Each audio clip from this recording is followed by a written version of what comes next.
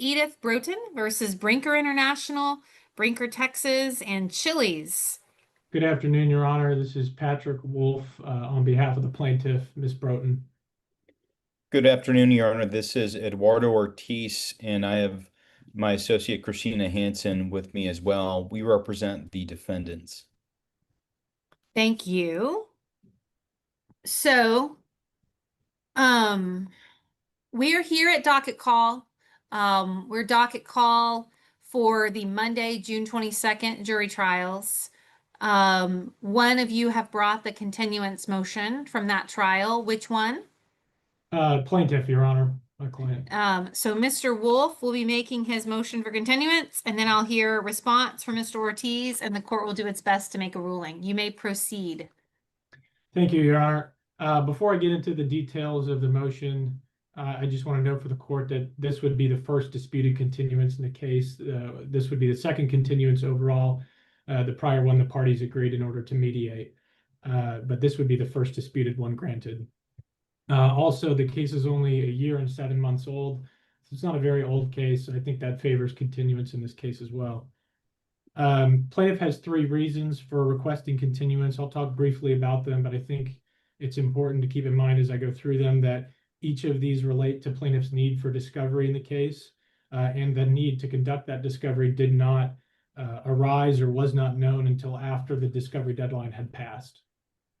The first reason, Your Honor, is plaintiff needs to schedule and conduct expert trial depositions in lieu of live testimony. The trial was originally scheduled, I think, for sometime a couple of months ago before the first continuance was granted. We had all of our experts lined up, ready to go live. That got moved to the June 22nd, next Monday.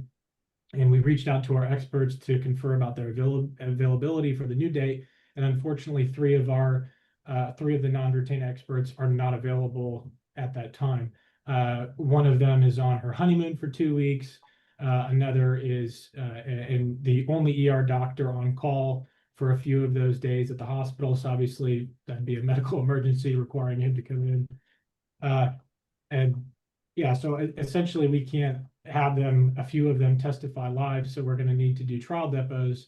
Unfortunately, the defendants are not participating or cooperating in that process. They're refusing to allow those to occur. In their response to our motion indicates that the reason for doing so is that they're untimely. They're after the discovery deadline. We've tried to just even unilaterally notice one, but they quashed it immediately. So they're not playing ball at all. They're not letting us take any of these depots. The second issue, Your Honor, is that there's an outstanding discovery order that still needs to be entered. There's a pending discovery dispute between the parties.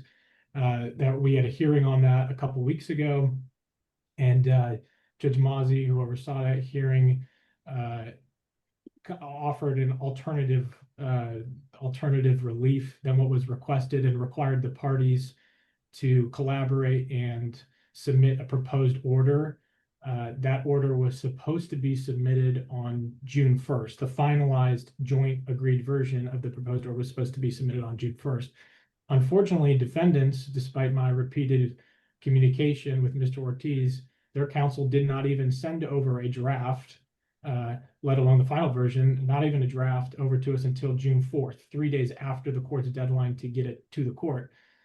And unfortunately, even what they did send over is frankly not at all what the judge requested and ruled. So now there's going to have to be additional motion practice.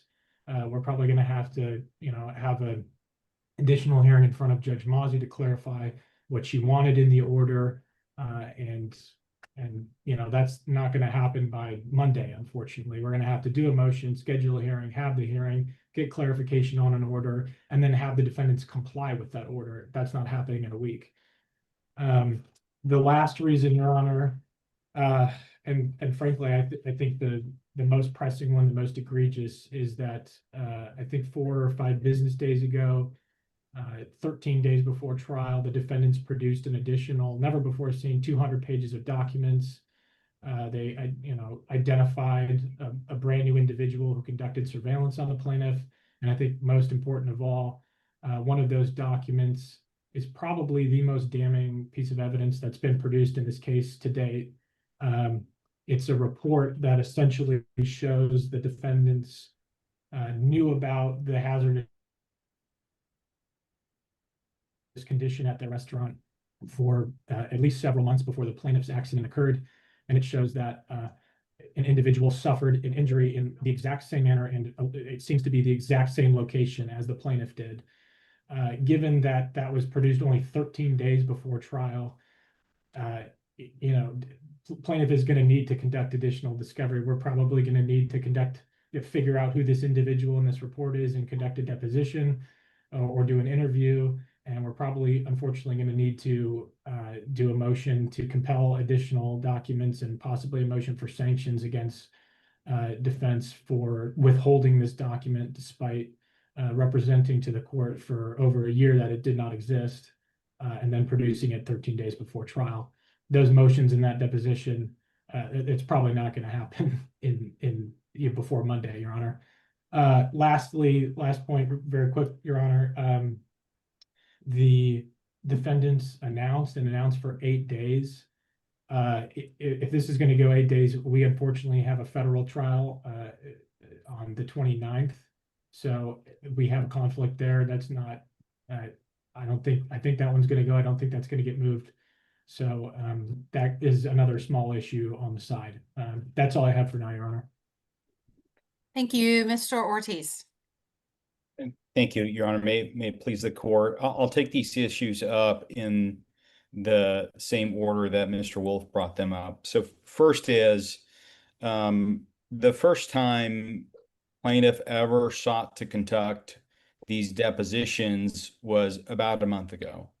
At no point before that did they ever indicate that they plan to call these people to trial or plan to call to depose them. The discovery period in this case concluded February 27th, 2026. So since that time, they've never sought to present them. They've never sought to depose them. We offered to plaintiff's counsel initially requested to depose one of their experts, and we said we would be happy to work with them on that on a different day than requested, if we could also take either trial deposition of one of our experts or present them by Zoom.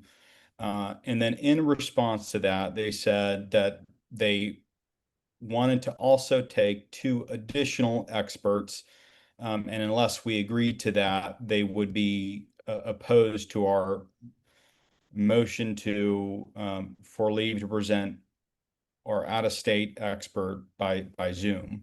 So we never agreed to take 3 non-treating physicians expert depositions within the 1 month before trial, well past the discovery period.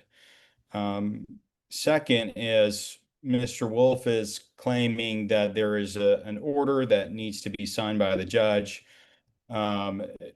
That is correct. The judge has not signed it yet, but we have satisfied exactly what the court ordered us to do. So for context, this order relates to a motion to enforce that plaintiff filed. I don't recall the exact date, but it was heard May 29th. Plaintiff sought the production of about 8 categories of documents that were not responsive to earlier discovery requests. Judge Malzi completely denied all of their relief. They said, I am not going to order the defendants to produce anything above and beyond what was requested in discovery, but I will ask them to provide affidavits indicating they performed a diligent search for materials and that none have been found, or if some were found, to produce them. And we did exactly that. We before plaintiff even filed their motion for continuance, I gave Mr. Wolf the affidavits that were ordered. They say that they performed a diligent search for materials. In speaking to one of our witnesses during during trial preparation, I discovered that there was a responsive document that hadn't been produced previously, and that's what Mr. Wolf was referring to. So we produced that immediately once my client discovered it. And that document is a one-page incident report showing another guest slipped in the same general area as the plaintiff in this case. Earlier on in this case, there was a witness who was deposed saying she recalls there being a slip in this area, doesn't know whether there were any records related to it. Well, this is that record. So there's no additional deposition that needs to happen because they already asked that witness everything that they know about this prior incident, and they have the document reflecting that the incident occurred. There are no other documents that are related to this prior incident. And lastly, plaintiff asserts that we have produced about 200 pages of records within the last 2 weeks or so, or last week.